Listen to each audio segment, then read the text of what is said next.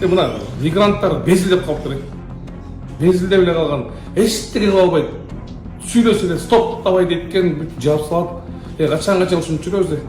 Он прекрасно вошел и прекрасно вышел. Он прекрасно вошел и прекрасно вышел. Кичинекей сумка кармалган дагы эле аралаша берет. Вообще тамак бербейт. Сразу болбойт. Андай компания бизден жабылып кетишин каалайт эле.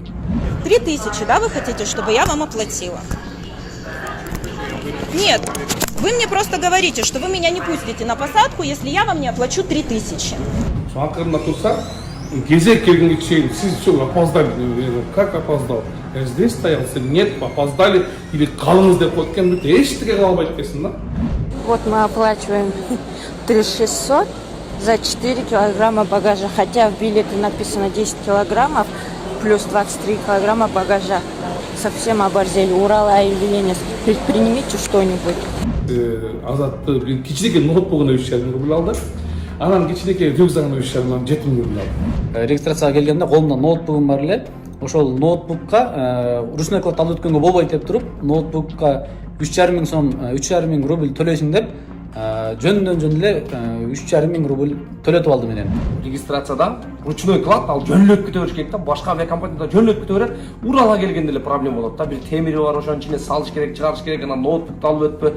Вот люди, они меня не пропускают в аэропорту. Это компания «Уральские авиалинии». Вот мой рюкзачок. Я его ставлю. Он спокойно, свободно проходит полностью по габаритам. Вот, проходит. Они меня не пропускают. Азыркы убакта көпчүлүк биздин кыргыз жарандары ошол Урал компаниясынан көп жабылып калып атат да. Жетекчисине гана устамайт. Аманеке дейт. Кечирип коюңуз, бизге жеңиз келбесин. Булар да бизге ушундай план коет дейт. Уралдыкы Россиядан туруп. Эмнеге деген план десем, бул жанагындай план.